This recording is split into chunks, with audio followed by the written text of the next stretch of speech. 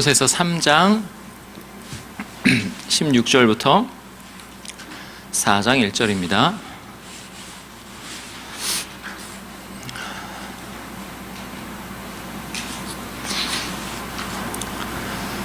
네, 하나님의 말씀을 들으시기 바랍니다. 그리스도의 말씀이 너희 속에 풍성히 거하여 모든 지혜로 피차 가르치며 권면하고 시와 찬송과 신령한 노래를 부르며 감사하는 마음으로 하나님을 찬양하고 또 무엇을 하든지 말에나 일에나 다 주 예수의 이름으로 하고 그를 힘입어 하나님 아버지께 감사하라. 아내들아 남편에게 복종하라. 이는 주 안에서 마땅하니라. 남편들아 아내를 사랑하며 괴롭게 하지 말라. 자녀들아 모든 일에 부모에게 순종하라. 이는 주 안에서 기쁘게 하는 것이니라. 아비들아 너희 자녀를 노엽게 하지 말지니 낙심할까 함이라. 종들아 모든 일에 육신의 상전들에게 순종하되 사람을 기쁘게 하는 자와 같이 눈가림만 하지 말고 오직 주를 두려워하여 성실한 마음으로 하라. 무슨 일을 하든지 마음을 다하여 주께 하듯 하고 사람에게 하듯 하지 말라.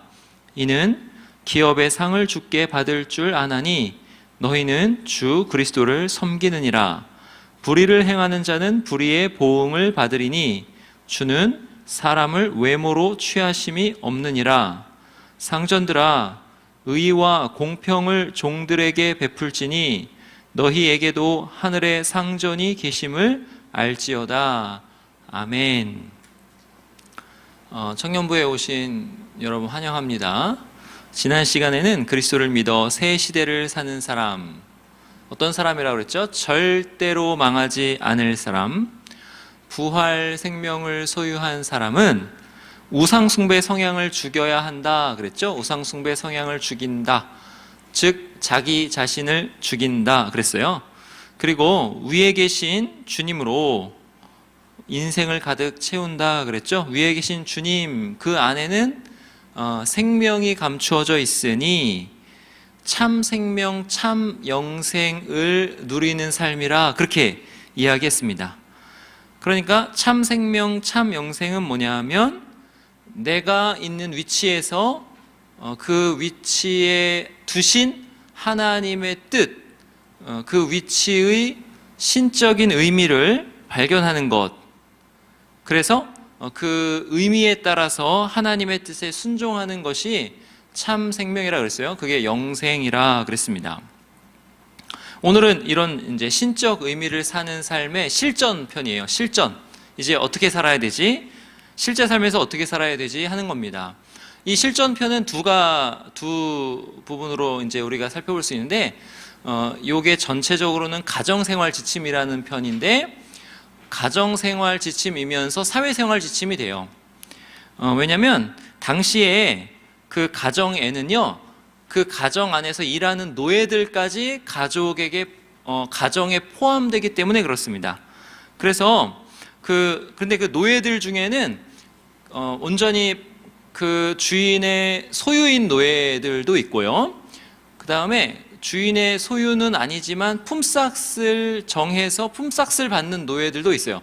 그러니까 그 사람들까지 다 포함해서 가정이라 그랬기 때문에 이 가정생활 지침은 두 가지로 우리가 교훈을 받을 수 있는 거죠.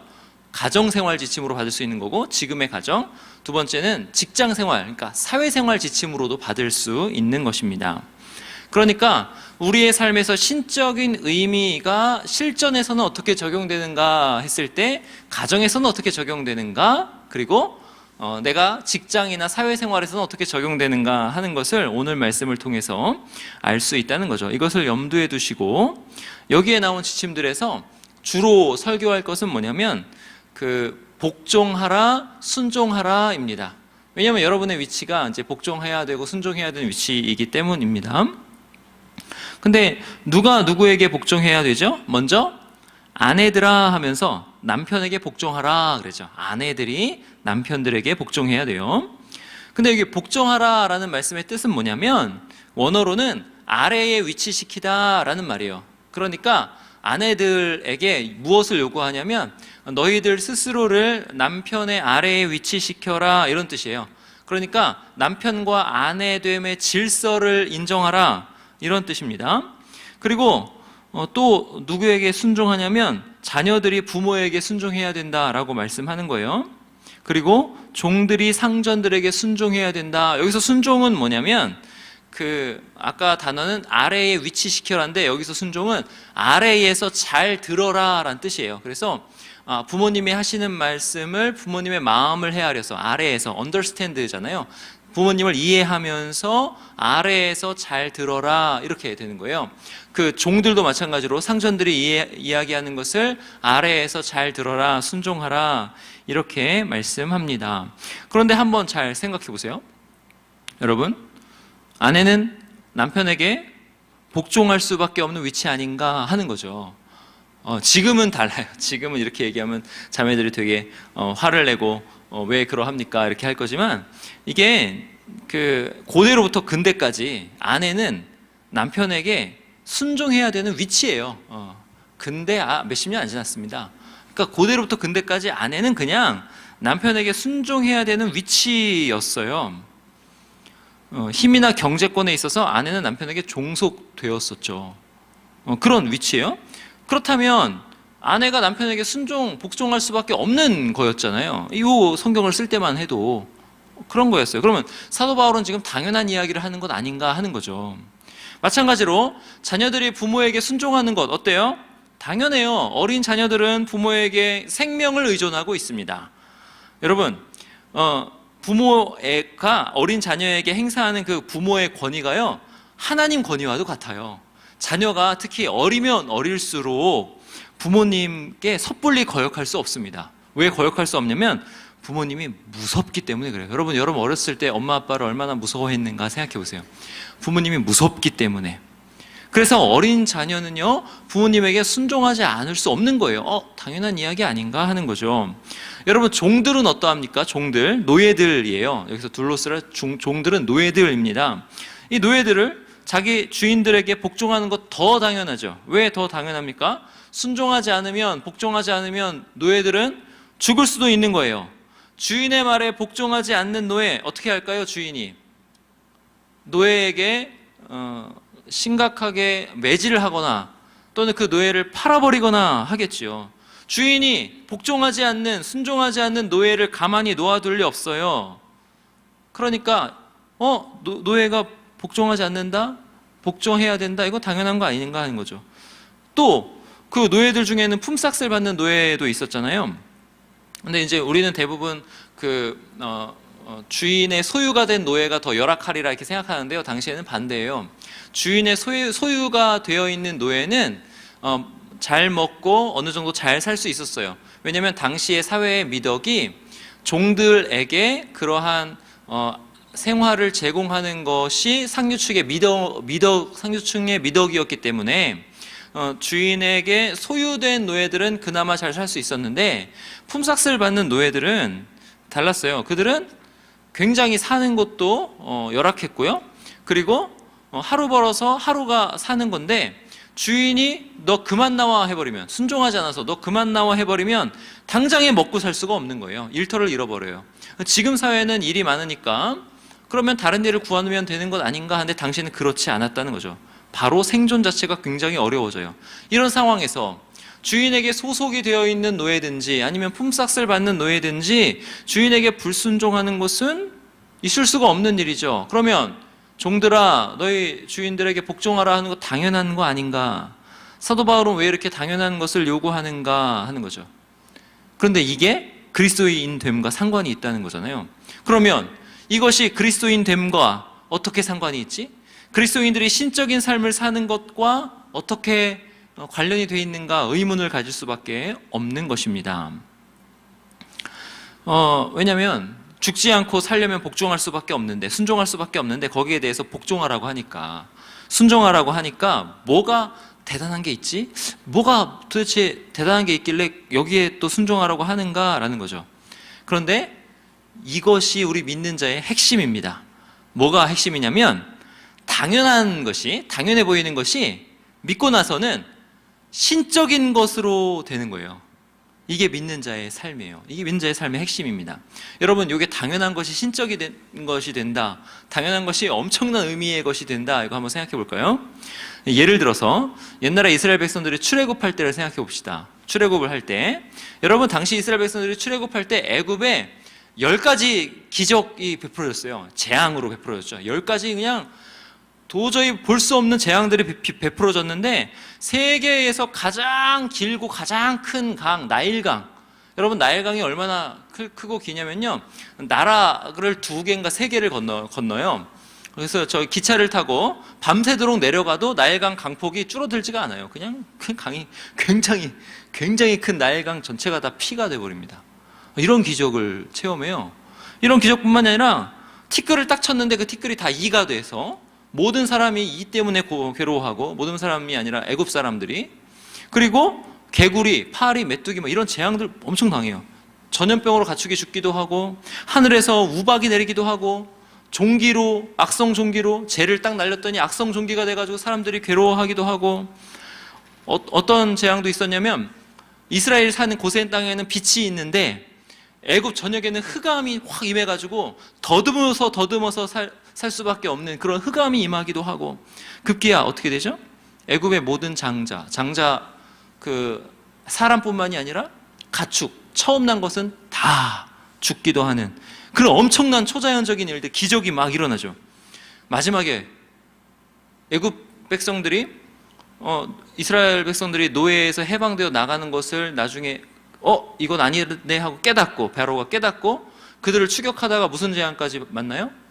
홍해가 앞에서 쫙 갈라지는 기적을 봐요. 근데 그 사람들은 다 지나갔는데 자기들이 지나가려고 하니까 딱 합쳐서 자기들 다 죽어버리는, 자기 군대가 멸절돼 버리는 그런 기적도 이들이 보는 거죠. 그래서 최강대국 애굽이, 그때 당시 애굽이 최강대국이었거든요. 지금의 미국 저리 가라 하는 그런 최강대국 애굽이 하나님께 항복해버리는 거죠. 이스라엘 백성들이 강해서 그런 게 아니라 도저히 이길 수가 없는 거예요. 어떻게 이겨요? 온갖 기적으로 이스라엘 백성들은 고스란히 보호하고 자기들은 다 막 기적으로 치는데 어떻게 이깁니까? 도저히 신을 상대로는 이길 수 없다는 깨닫고 처절하게 깨닫지요. 기적을 엄청나게 맛보는 거예요, 애굽 사람들이. 근데 그렇게 됐을 때 애굽 사람들이 한번 생각해 보세요. 이스라엘 백성들이 광야로 나가서 뭘 한대요. 얼마나 궁금했을까요? 되게 궁금했을 거예요. 도대체 그 신이 어떤 신이길래 우리를 그렇게 망하게 해놓고 불러다가 무슨 일을 하지? 라고 궁금했을 거예요. 그래가지고 한번 상상해 봅시다. 애굽에 기자 하나를 보냈다고 상상해 봐요. 애굽에 아주 글 잘 쓰는 기자를 하나 보내서 무슨 일을 하는지 알아봐라. 첫 번으로 보냈어요. 딱 가서 봤더니 시내 산에 굉장한 일이 일어납니다. 막 산이 진동하고 빽빽한 연기와 빛이 막 가득한데 산에 신이 임해요. 대단한 일이 임하는 거죠. 그리고 신이 임할 뿐만 아니라 산에서 소리가 나는데 온 산을 진동시키는 소리가 빵빵빵 나요. 근데 그 소리를 가만히 들어보니까 너는 나 외에 다른 신들을 내게 있게 말지니라 그래요. 그 소리를 딱 듣고 그 애굽 기자가 어떻게 생각했겠어요? 맞지? 와, 우리 열재앙으로 치는 거 보니까 장난 아닌 신이야. 아니, 간이 배 밖으로 나오지 않고서야 어떻게 그 신한테 대들어? 어떻게 그 신 앞에 보는 데서 우상 숭배를 할 수가 있어? 다른 신을 섬길 수가 있어? 절대 안 되지, 이렇게 생각했을 거예요. 근데 가만히 들어보니까 뭐 다 얘기하면서 뒤에 네 부모를 공경하라 그래요. 이때부터 의아하기 시작한 거죠. 너의 부모를 공경해? 살인하지 말라 그래요. 간음하지 말라 그래요. 도둑질하지 말라 그래요. 이스라엘의 신이 자기들을 이렇게 멸망 직전까지 몰아놓고 하는 말이 부모 공경하는 거 당연한 거 아니야? 아니, 사람 죽이면 안 되는 거 당연한 거 아니야? 남의 아내랑 간음하는 거 그러면 안 되는 거 당연한 거 아니야? 그렇게 이상하다라고 느끼는 거죠. 자기 백성을 구원하고 나서 자기들의 그 최강대국의 애굽은 다 망하게 하고 자기 백성을 구원하고 나서 뭔가 엄청난 일을 할 것 같아가지고 가가지고 들어봤는데 그냥 신에게 복종하라 그러면서 하시는 말씀이 내 부모를 공경하라, 살인하지 말라, 간음하지 말라, 도둑질하지 말라 그래요. 와, 저런 당연한 얘기 하려고 우리나라를 망하게 했단 말이야? 이렇게 생각하겠죠. 근데 믿는 자들에게는 이게 당연한 게 아니라는 거죠. 믿는 자들에게는. 믿음의 눈으로 보면 이 당연하게 생각되는 일들이 얼마나 신적인 의미가 있는 말씀인지 알게 된다라는 거예요. 여러분, 이게 얼마나 신적인 의미가 있는 말인가? 여기 복종하라 라는 말씀이 얼마나 신적인 말씀인지 믿음의 눈으로 봐야지 알 수 있다라는 거예요. 믿음의 눈으로 보지 않으면 이거는 세상 도덕법칙에서 말하는 말씀 똑같잖아. 유교에서도 그렇게 얘기하잖아. 아내에게 남편에게 복종하라 하잖아. 다른 세상 종교에서도 이슬람이 얼마나 그런 게 심해요. 거기서도 얘기하잖아. 이렇게 되는 거예요. 근데 이 말씀이 당연하지 않고 신적인 말씀으로 눈에 확 들어온다는 거죠. 아, 이거는 정말 하나님의 뜻이다. 이거 영적인 말씀이다. 언제? 믿음의 눈으로 바라볼 때. 이게 신적인 말씀이 되는 이유는 뭐냐면 그렇게 순종하고 복종하라는 그 근본 이유, 그 동기를 어디에 두냐면 주 안에 두고 있기 때문이에요. 주 안에서. 그러니까 그렇게 복종하고 그렇게 순종하는 것이 세상의 어떤 권력 구조나 내가 처해 있는 상황에 있지 않고 내가 종된 상황이니까 어쩔 수 없이 복종하지 않으면 맞으니까 순종하는 것에 있지 않고 그것에 있지 않고 주 안에 있다는 것에 엄청난 신적 의미가 있다는 거예요. 이걸 한번 생각해 보시기 바랍니다. 여기 보세요. 18절에 주 안에서라고 계속 그러는데 아내들아 남편에게 복종하라 하면서 이는 주 안에서 마땅하니라 그러죠. 20절에 자녀들아 모든 일에 부모에게 순종하라 하고 하면서 이는 주 안에서 기쁘게 하는 것이니라 하죠. 22절에 종들아 모든 일에 육신의 상전들에게 순종하라 하면서 어떻게 하냐면 성실한 마음으로 온 마음으로 이렇게 순종하라고 하는데 이렇게 얘기합니다. 너희는 주 그리스도를 섬기느니라. 이게 대단한 거라는 거예요. 이게 대단한 거. 내가 나의 삶을 사는데 내 삶에 주 안에서라고 하면 하나님 차원에서 의미를 부여하신다는 거예요. 그러니까 이걸 좀 잘 정리를 해야 됩니다. 여러분, 우리가 예수님을 믿는다고 해서 우리의 사회적 신분이나 위치가 갑자기 급상승합니까? 갑자기 내가 예수님 믿었어요? 믿으면 갑자기 돈이 막 잘 벌려요? 돈이 막 벌려가지고 사장 소리를 듣고 내가 막 어디에 스카우트 되거나 캐스팅 되거나 그럽니까? 아니에요.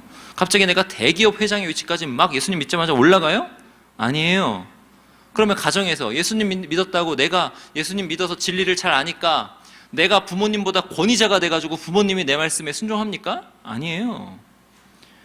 나의 사회적 신분이나 위치가 똑같습니다. 똑같아요. 그런데 바뀌는 게 있어요. 확 바뀌는 게 있어요.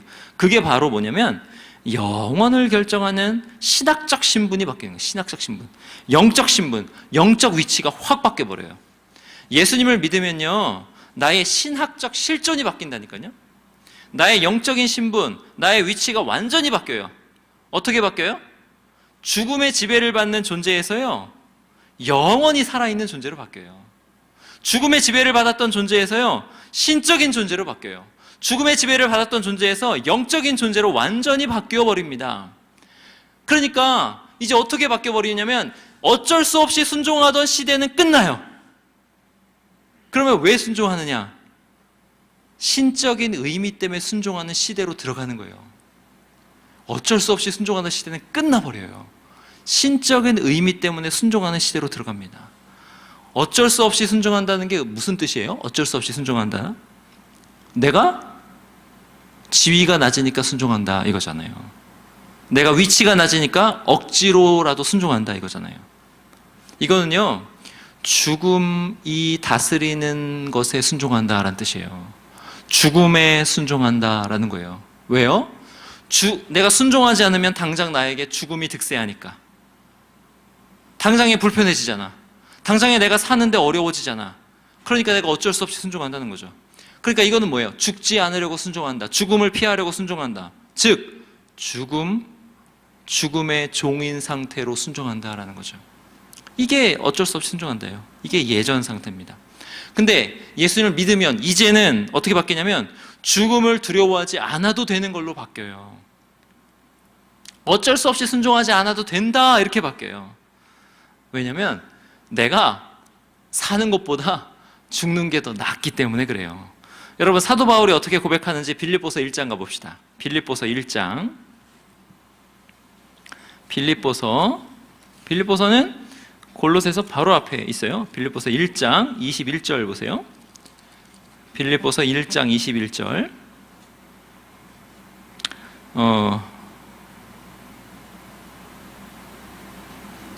거기 보시면 이는 내게 사는 것이 그리스도니 죽는 것도 유익함이라. 그러나 만일 육신으로 사는 이것이 내 일의 열매일진데 무엇을 택해야 하는지 나는 알지 못하노라. 내가 그 둘 사이에 끼었으니 차라리 세상을 떠나서 그리스도와 함께 있는 것이 훨씬 더 좋은 일이라. 그렇게 하고 싶으나 내가 육신으로 있는 것이 너희를 위하여 더 유익하리라. 그럼 한번 이거 잘 생각해 보세요. 사도 바울이 이 말을 진심으로 하고 있어요. 진심으로. 바울에게 죽음은 바울이 지금 사는 삶보다 훨씬 좋은 거예요. 왜 좋아요? 그리스도와 함께 있게 되기 때문에 좋은 겁니다. 너무 좋은 거예요. 그런데 사도 바울은 지금 자기에게 좋은 것을 생각하지 않고 뭐라요? 내가 육신으로 있는 것이 너희를 위하여 더 유익하리라 합니다. 지금 사는 삶이 좋아서 사는 것을 선택하는 게 아니에요. 지금 사는 삶이요, 지금 사도 바울이 로마 감옥에 갇혀 있어요. 사도 바울이 얼마나 열악한 상황 가운데 있는지 몰라요. 건강이 좋지 않습니다. 간질병 또는 눈병, 항상 통증에 시달리고 있어요. 로마 지하 감옥에 있으면서 약을 쓸 수 있습니까? 근데 로마 지하 감옥 얼마나 열악하냐면 해가 들지 않고 칙칙하고 막 물이 흐르고 습하고 곰팡이, 벌레 가득한 곳, 득실되는 곳, 게다가 포악한 죄수들이 그냥 득실되고 포악한 간수들이 그 죄수들을 아주 거칠게 다루는 것, 그 곳에 사도 바울이 있어요. 근데 사도 바울이 뭐래요? 이러한 상황을 내가 선택하리라 하는 거예요. 내가 이 감옥에 있는 상황을 내가 그냥 육신에 있는 것이 좋다, 그러니까 좋은 게 아니라 그게 더 유익하니까 내가 거기를 선택하리라 그래요. 왜냐하면 그게 빌립보 교회를 포함한 교회들에 더 유익하기 때문에 선택하리라 하는 거예요. 그냥 감옥에 갇혀있는 그 상황이라도 육신으로 살아있는 것이 빌립보 교회에 유익하기 때문에 감옥 생활이지만 살아있는 상태를 선택한다. 열악하지만 지금 상황에 있는 것이 하나님의 신적인 부르심이기에, 하나님께 순종하는 삶이기에 선택한다. 내가 거기 있기로 했다 이거예요. 그냥 살아있기로 했다 이거예요. 더 좋은 건 뭐예요? 죽는 게 더 좋은데 살아있기로 했다 이거예요. 근데 살아있기로 한 상태가 좋아서 그런 게 아니에요. 막 무슨 뭐 천국 같은 의리의리한 궁전 같은 데 살면서 내가 살아있기로 했다는 게 아니라니까요. 이런 마음으로 사는 삶이 그리스도인의 삶입니다. 그러므로 그리스도인에게는 죽기밖에 더하겠느냐라는 말이 우리에게 위로가 되고요, 힘이 되는 거예요. 죽기밖에 더하겠냐. 왜요? 죽으면 그리스도와 함께 있기 때문에 더 좋다 하는 거예요. 뭐가 문제냐? 죽음은 하등 아무런 문제가 되지 않는다라는 거예요. 그래서 죽지 않으려고 순종한다? 이건 없는 거예요. 우리에게는. 그리스도인에게는 죽지 않으려고 순종하는 개념이 아예 없습니다. 그리스도인이 자기가 있는 자리에서 순종하는 이유는 뭐냐면 내가 돈이 없어서도 아니고 내가 사회적 위치가 낮아서도 아니고 내가 어쩔 수 없어서가 아니에요. 그 자리가 하나님께서 부르신 자리이기 때문에, 하나님께서 나를 거기에 두신 생명의 자리, 영생의 자리이기 때문에 거기서 순종하는 거예요. 그 자리가 신적인 의미가 부여되고 있는 자리이기 때문에 거기서 순종한다는 거예요. 방금 읽은 빌립보서 말씀에서는 그 자리가 어디예요? 감옥이라는 자리입니다. 아주 고생하고 있는 그 자리예요.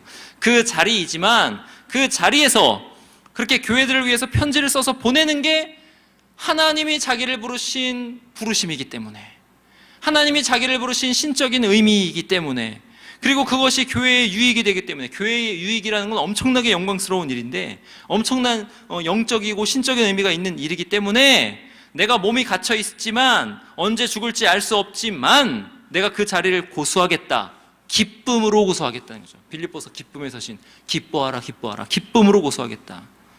그래서 하나님께서 바울에게 주신 것, 바울을 하나님이 공부를 많이 시켰거든요. 그래서 바울은 히브리 전통과 헬라 전통을 아울러서 아주 통달한 사람입니다. 그러한 사상체계로, 그 사상체계를 사용해서 하나님의 계시를 받아 하나님의 말씀을 편지로 보내는 그 자리, 그 열심히 그 자리에서 감옥 안에서 자기가 할 수 있는 일을 하는 거죠.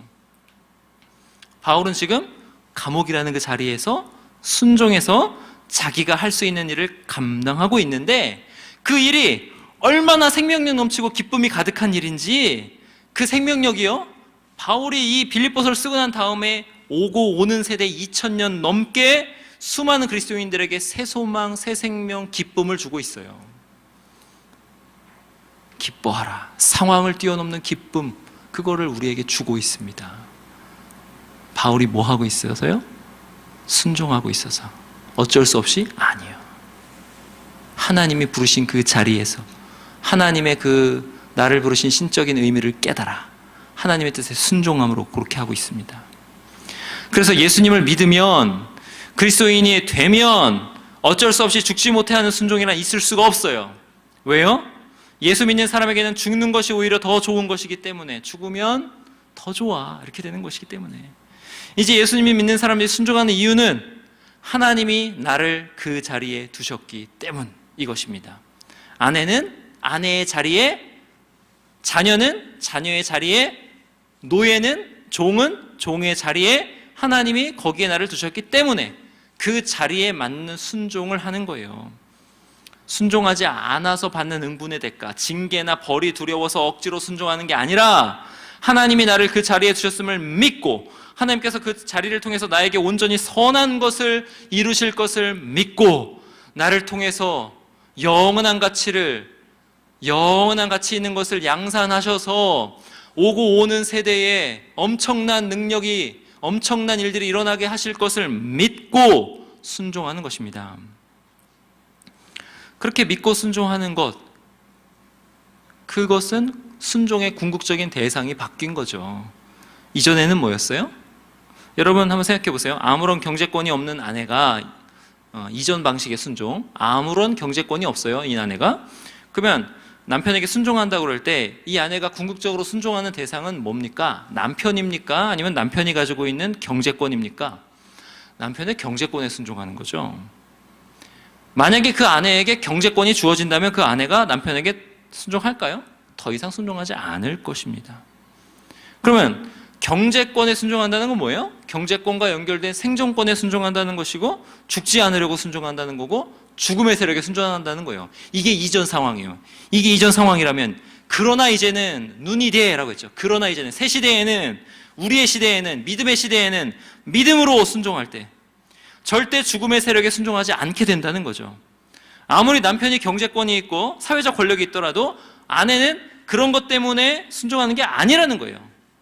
뭐 때문에 순종하는 거냐면 하나님이 그 사람을 자기 남편으로 두셨기 때문에 순종한다라는 거예요.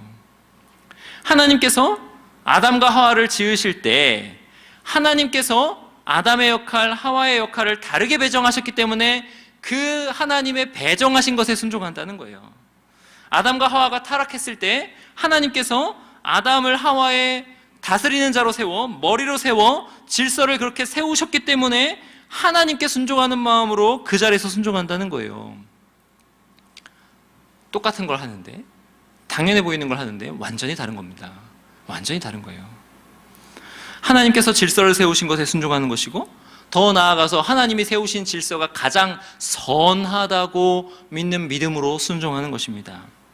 그리고 궁극적으로는 예수 그리스도 안에서 죽음의 세력이 절대 나를 망하게 할 수 없기 때문에, 죽음에서 완전히 자유하게 되었기 때문에 하나님만 바라보니까 남편을 남편답게 대하면서 순종할 수 있게 됩니다. 남편 그 자체를 사랑하면서 순종할 수 있게 되는 거예요. 이 의미가 자녀들에게도 노예들에게도 확장되고 공통적으로 적용되는 거예요. 순종하라 복종하라에 이 의미가 다 적용되는 겁니다. 주 안에서 마땅하다고 하시니, 그렇다면 제가 주님이 선한 줄 알고 믿고 나를 이 사람의 아내로 주신 줄도, 나를 이 사람의 아내로 주신 것도 믿고, 그러니까 남편의 아내로 주신 것도 믿고 복종하겠다, 이런 거죠. 여기 복종하겠다, 그러니까 나를 그 사람의 아래에 위치시키겠다, 나를 남편 위치에 다음으로 두겠다, 남편을 머리에 위치시키고 나는 그 아래에 위치시키겠다, 이런 뜻입니다. 이게 바로 여기까지가 대원칙이에요. 하나님이 나를 거기에 두셨으니, 이렇게 되는 거죠. 그럼 이제 세세한 문제들을 한번 생각해 봅시다. 남편과 아내의 관계에서 세세한 문제들. 그러면 만약에 그 남편이 불신자면 어떻게 할까요? 불신자. 그 남편이 불신자라면 여러분에게는 절대 그런 일이 일어나지 않기를 바랍니다.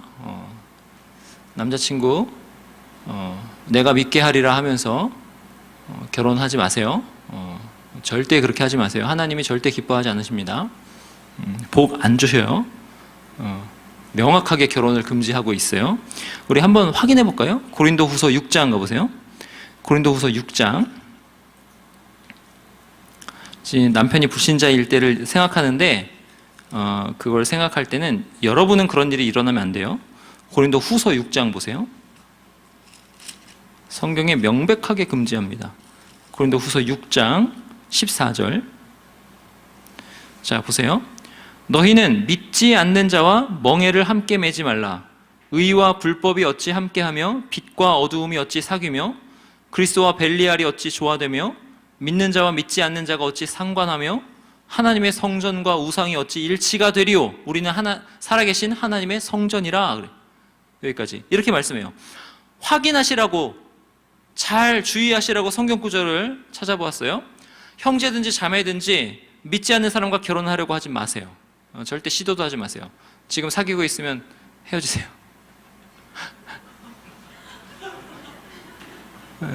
복 받으라고 하는 거예요. 성경에서 명백하게 금지하고 있는 거 무시하거나 경솔히 여기지 마시기 바랍니다. 하나님 절대 기뻐하지 않으세요. 그러면 여기서 남편이 불신 남편이면 어떻게 하는가의 문제는 뭐냐면, 이 문제는 어디에 적용하는 거냐면, 나도 믿지 않았을 때가 있잖아요. 그죠? 남편도 믿지 않았어요. 근데 이제 결혼했어요. 아무것도 모르고 결혼했어요. 결혼했는데 아내만 복음을 들었어요. 아내만 복음을 듣고 믿게 됐어요. 이런 경우에, 이런 경우. 그러니까 결혼은 이미 정해졌고, 그러니까 내가 먼저 믿고 나중에 결혼해가지고 믿지 않는 남편이랑 사는 게 아니라, 결혼은 이미 정해졌어요. 정해졌고 복음을 나중에 들었어요. 남편이나 아내가 한쪽만 믿게 된 경우, 이거예요. 남편이 불신 남편일 때. 그런 경우는 고린도전서 7장 보세요. 고린도전서 7장 가보세요. 그런 경우에는 어떻게 말씀하시는가? 고린도전서 7장 10절입니다. 고린도전서 7장 10절. 자, 보세요. 결혼한 자들에게 내가 명하노니 명하는 자는 내가 아니오 주시라. 여자는 남편에게서 갈라서지 말고, 만일 갈라섰으면 그대로 지내든지 다시 남편과 화합하든지 하라. 남편도 아내를 버리지 말라. 이게 무슨 뜻이냐면, 결혼한 상태에서 한 명 믿었는데 한 명이 안 믿어요. 근데 갈라서면, 이런 뜻이에요. 그 나머지 사람들에게 내가 말하노니 이는 주의 명령이 아니라, 만일 어떤 형제에게 믿지 아니하는 아내가 있어 남편과 함께 살기를 좋아하거든 그를 버리지 말며, 어떤 여자에게 믿지 아니하는 남편이 있어 아내와 함께 살기를 좋아하거든 그 남편을 버리지 말라. 자, 17절 가보세요. 이게 대원칙이 나오는데, 오직 주께서 각 사람에게 나눠주신 대로 하나님이 각 사람을 부르신 그대로 행하라. 내가 모든 교회에서 이같이 명하노라. 자, 이거 다른 거예요. 내가 결혼하지 않은 상태에서는, 내가 부르심을 받은 것은 결혼하지 않은 상태, 결혼 전에 예수님을 믿었으므로 이제 내가 선택할 것은 결혼할 대상자를 믿는 사람밖에 선택을 못하는 거예요. 요거 잘 주의하세요. 근데 결혼은 이미 했어요. 둘 다 안 믿었었어요. 근데 한쪽만 믿었을 그때에는 그냥 그대로 지내라 하는 거예요. 갈라서지 말라. 그냥 두라. 남편이 아내와 함께 같이 살기를 좋아하면 그냥 두라는 거예요. 그냥 두면서 뭐냐면 주님께 순종 안에서, 주님께 순종하는 것 안에서 남편에게 순종하라 그래요. 근데 여기서 불신 남편이 만약에 교회 가지 말라 하면 어떻게 해야 돼요? 어떤 핍박을 받아도 교회에 와야 되는 거죠. 주 안에서 순종이니까, 주님께 순종해야 되니까 교회에 와야 되는 거예요. 그럼 교회 나간다고 남편이 갈라지면 갈라지게 두라. 이혼을 요구하면 이혼 그냥 해, 괜찮아, 이렇게 되는 거예요. 여러분, 당시에 여자가 이혼한다는 것은 굉장한 위험 부담입니다. 왜 이혼 부담이냐면 생계를 여자가 마땅히 혼자 할 수 있는 게 없었어요. 그래서 먹고 살 수가 없는 거예요. 근데 사도 바울이 뭐래요? 남편이 갈라지면 갈라지게 두어라. 왜? 너의 생계는 누가 책임진다? 주님이 책임지신다. 걱정하지 마. 그리고 못 먹고 못 살아서 죽는다 치자. 더 좋잖아. 죽기밖에 더 하겠어? 괜찮아. 더 좋잖아. 이렇게 되는 거예요. 이혼당한 여인의 살 길은 주님이 책임지신다 이거예요. 그러니까 남편이 만약에 내가 믿고 남편이 안 믿어요. 근데 남편이 만약에 주님 안에서 하는 순종을 하지 못하게 하면 NO 하는 거죠. 근데 남편이 만약에 좋아해서 그냥 그대로 두면 같이 사는 거예요. 그냥 두라. 부르심을 받은 그대로 행하라. 아까 하나님이 나를 그 자리에 두신 그대로 그 자리에서 순종하는 거죠. 내가 결혼한 후에 믿었다? 그러면 그 자리에서 하나님께 하는 순종을 하는 거예요. 결혼 전에 믿었다? 그러면 택하기를 믿는 사람만 택하는 순종을 하는 거예요. 이것이 하나님께 하는 순종입니다. 그래서 여기서 복종하는 그 문제는, 남편에게 복종하는 그 문제는 무조건적인 복종이 아니에요. 이 복종은 주님에 대한 복종을 전제로 하고 있는 복종입니다. 만약에 남편이 그리스도의 명령과 정반대의 명령을 하면 그 남편은 그 아내의 머리가 될 수 없는 거예요. 만약 남편이 그리스도와 정반대에 있으면서 그리스도께 불순종하는 방향으로 아내를 이끈다면 아내는 그에 대해서 무서워하거나 생계를 걱정하거나 먹고 사는 거 걱정하거나 하지 말고 그냥 옳지 않다, 나는 교회에 갈 거다, 이렇게 얘기하라는 거죠. 그렇게 해서 혹시 핍박을 당하거나 이혼을 당한다 해도 전혀 두려워하지 말라. 너의 인생은 그리스도께서 책임지신다. 이것입니다. 이 원칙이 모든 것에 적용돼요. 모든 일에 적용됩니다. 아내들의 복종, 자녀들의 복종, 종들의 복종, 다 그리스도 안에서의 순종이에요. 그리스도를 믿는 믿음으로 내 인생이 그리스도 안에서, 그리스도의 사랑 안에서 완벽하게 안전하고 완벽하게 영화로울 줄 알고 하는 순종입니다. 죽지 못해 하는 순종이 아니라 주님이 나를 거기에 두셨기 때문에, 부르심이 거기이기 때문에 거기서 하는 순종이에요. 이런 순종은 주님 안에서 순종한다고 할 때 당하는 불이익, 그것에 대해서 불이익을 당하면 불이익을 당할수록 더 큰 상, 더 큰 상이 주님께로부터 올 줄을 알고 믿고 하는 순종입니다. 그게 이제 24절에 나와요. 24절 보세요. 골로새서 오늘 본문 24절. 이는 기업의 상을 주께 받을 줄 아나니 너희는 주 그리스도를 섬기느니라. 노예들에게 하는 말씀이에요. 노예들이 상전에게 순종한다고 그럴 때 여러분, 누가 어떤 상전이 노예를 인격적으로 잘 대해줍니까? 그런 상전은 아주 드물어요. 상전에게, 그 주인에게 인격적인 대접을 받지 못한다 하더라도, 또는 그 주인에게 일한 것에 대해서 합당한 대가를 받지 못한다고 하더라도 그 모든 대가를 누가 계산하신다? 주님께서 계산하신다는 거예요. 그 상을 주님께서 주신다, 이런 뜻입니다. 여러분, 이거 정말 엄청난 일입니다. 엄청난 거예요. 왜 엄청나냐면 여러분, 노예의 일이 얼마나 대단하겠습니까? 노예들 중에는 식자층이 있어요. 그래서 로마가 식민지에 가가지고 아주 그 인텔리전트, 그러니까 아주 지식층의 노예를 이제 끌고 와가지고 자기 자녀를 그 노예에게 맡기는 식자층의 노예들이 있습니다. 근데 이런 노예는 아주 소수고요. 이런 노예는 뭐 좋은 일을 하겠죠. 더 좀 나은 일을 하는데, 이런 노예는 아주 소수고, 어떤 노예들입니까? 노 젓는 노예. 죽도록 노만 져요. 근육 울고 막 장난 아니겠지만, 그죠? 노 젓는 노예. 집에서 걸레질하는 노예, 청소하는 노예, 맨날 애기만 보는 노예, 그죠? 노예의 일이 뭐 그렇게 대단합니까? 근데 그 일의 상을 누가 계산하신대요? 하나님이 계산하신대요. 하나님이. 그 일이 무슨 일이라는 거예요? 하나님의 일, 신적인 일이라는 거예요. 그 일에 월급을 포함해서 상급까지 주님이 계산하신다는 거예요. 일 자체가 완전히 신적인 일로 바뀌는 거예요. 종의 일, 노예의 일, 그 하찮은 일을 하는데 그 일이 주님이, 하나님이 계산하시는 일이 된다, 이거죠. 이게 모든 순종, 모든 섬김에 적용되는 겁니다. 내가 더 순종하였다. 내가 더 일하였다. 아, 나는 일하는데 왜 너는 일 안 하냐? 여러분 결혼해 보세요. 그거 가지고 얼마나 많이 싸우나? 나는 내가 이만큼 너한테 해주는데 넌 도대체 하는 게 뭐냐? 그럼 우리 일 분담하자. 남편들은 그런 거 되게 싫어합니다. 제가 저만 싫어하는지 모르겠는데, 내가 열심히 할게. 제발 분담표만은 만들지 마. 분담표를 만들면 되게 힘들거든요. 그래서 아내들은 분담하자 막 그러는 거죠. 근데 그러지 않아도 돼요. 왜요? 일이 보이면, 그 일을 하면, 그 일이 어떤 일이에요? 설거지라도 신적인 일인 거예요. 내가 더 섬기면 더 섬기는 대로 주님이 다 계산하셔서 하늘의 상급을, 그래 내가 하늘의 상급은 나보다 아내보다 내가 더 많이 받아야지 할 수 있는 일, 신적인 일로 되어버리는 거죠.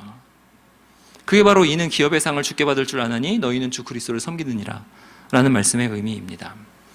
근데 여기서 주의할 게 한 가지 있습니다. 지금 세세한 규칙을 살펴보는 거예요. 주의할 거가 있어요. 주의할 거는 뭐냐면, 주님 안에서 내가 순종한다고 그럴 때 그거를 자기 의로 순종하면 안 되는 거예요. 여러분 예전에 잘 믿는 여집사님이나 권사님들이 이런 이야기 많이 했어요. 남편이 술에 취해서 딱 들어옵니다. 그러면 딱 그래요. 아, 저 인간이 술마귀에 사로잡혔구나. 그래요. 술마귀가 저 인간을 지금 조종하고 있구나. 저 마귀에 쓰인 인간, 딱 그래요. 딱 그래가지고 남편을 본책만 척하고 그냥 집을 딱 나와버립니다. 남편은 판단해요. 저 술마귀에 좌우되는 인간. 남편을 딱 두고 쌩하니 교회에 가서 뭐 기도하러 간다거나 예배하러 간다거나 수요일이면 수요예배하러 간다거나 그래요. 그러면서 뭐래요? 나는 술 안 마시니까 의로워. 나는 지금 기도하러 가니까 예배하러 가니까 너보다 의로워. 너 술 마시고 왔잖아. 나는 주님께 순종하러 간다. 너 집에서 자빠져 자든지 말든지 네 알아서 해라. 왜 술 마시냐? 왜 맨날 술 마시냐? 그런 거죠. 네가 술 마시고 도박 같은 거 하니까 맨날 우리 집이 복 못 받는 거 아니냐? 이런. 우리 집이 이렇게 망해가는 건 너 때문이라 하는 거죠. 나는 아무 문제 없어. 너 때문이야. 이거죠. 이런 식으로 나가요. 그러면서 나는 예배 드리러 가니까 난 주님께 순종하고 있어. 네가 주님께 순종 못하는 거야. 이렇게 얘기합니다. 이런 순종은 없어요. 이거는 순종을 거꾸로 하는 겁니다. 믿음 있는 행동은 뭐냐면, 주 안에서 그것에 복종하는 마음으로 남편이 술을 마셨어? 직장에서 얼마나 힘들까 이렇게 생각하는 거예요. 남편이 오죽하면 저렇게 술을 마실까 생각하는 거죠. 이런 마음으로 남편이 나 말고 술에 의지해서 쉬네? 아, 그럼 안 되지. 집이 쉼이 돼야지 하면서 집을 다 치워놓고 쉴 수 있게 해주고 잘 섬겨주고, 그게 주님 안에서의 순종이라는 거죠. 왜요? 손해볼 게 없으니까. 손해볼 게 없으니까. 남편이든 아내든 마찬가지예요. 내가 주님께 순종한다면서 어떤 종교적인 행위를 하면서 나는 의로워. 이건 순종 아닙니다. 순종의 대원칙은 뭐냐면 그 사람을 내가 진정으로 존중하고 사랑하고 있는가가 대원칙입니다. 이런 일들은 직장 상사에나 부모님에게나 여러분이 일하는 동료에게 똑같이 적용되는 거예요. 직장 상사가 아무리 믿지 않는 직장 상사라 하여도 그 직장 상사에게 최대한 할 수 있는 존중, 존경, 순종을 해야 하는 거예요. 직장 동료가 아무리 자기한테 일을 다 떠넘긴다 하여도 그 직장 동료에게 최대한의 배려, 존중, 순종을 해야 되는 거예요. 부모님이 아무리 자기에게 불합리하고 맨날 싸우고 가정의 불화가 끊이질 않고 나에게 해준 것이 아무것도 없다 하여도 부모님이 부모님으로 받을 최대한의 배려, 존중, 순종, 사랑을 해야 되는 거예요.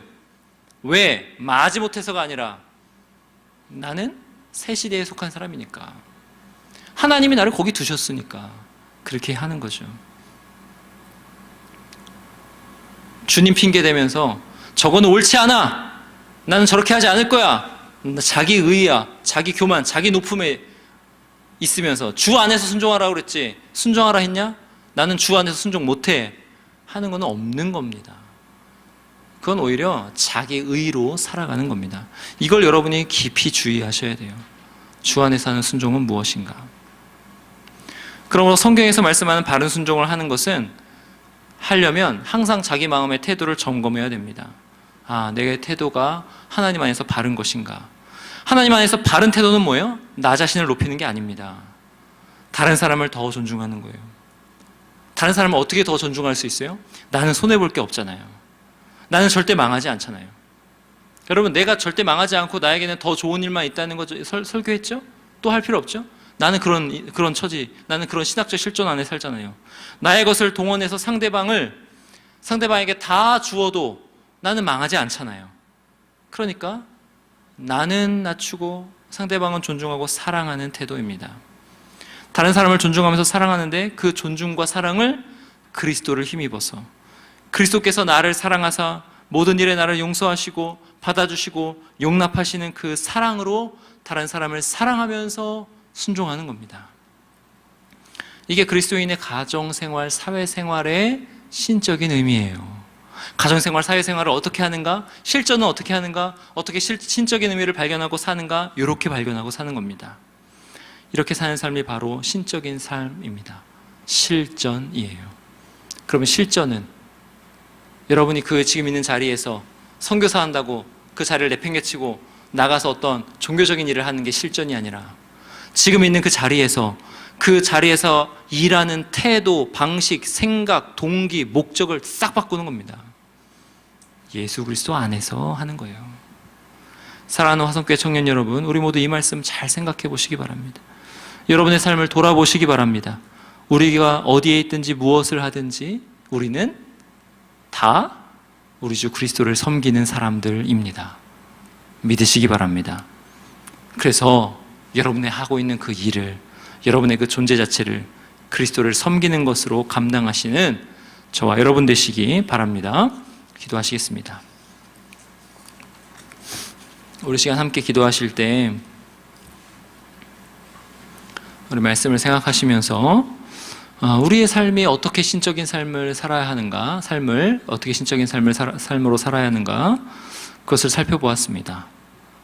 가정생활, 사회생활, 실제적으로 나의 관계 안에서 나는 어떻게 관계를 주변 사람과 맺어야 하는가 살펴보았습니다.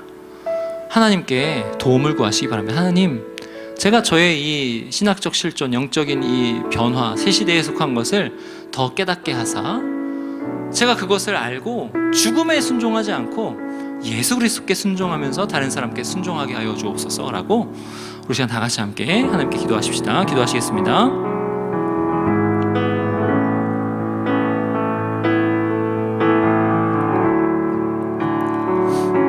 한마디 한마디 여러분의 귀에 여러분의 말이 들리도록 기도하시기 바랍니다.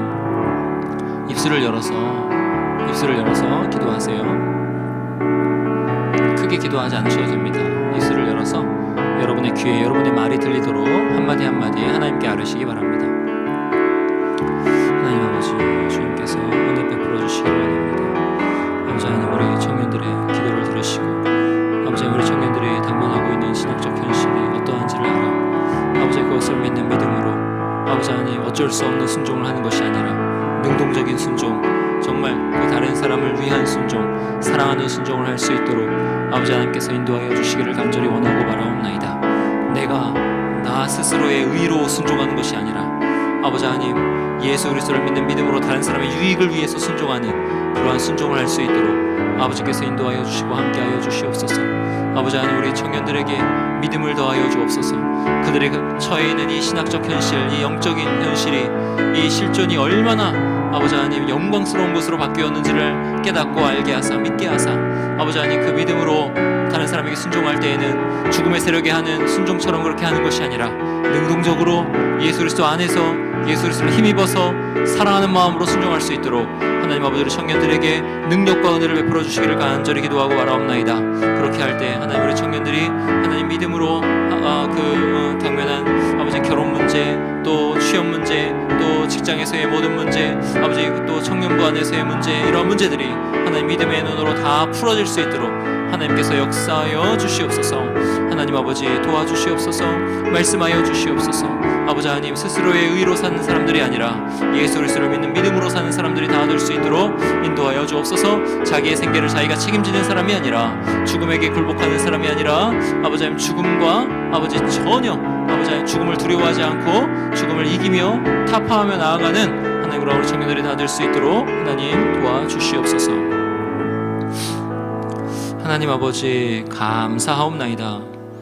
하나님 우리가 하나님께서 저를 그 자리에 두신 그 신적인 의미를 발견하면서 실전에서 어떻게 살아야 할지를 살펴보았습니다. 우리는 가정 안에 소속되어 있고 또 우리는 사회에 소속되어 있습니다.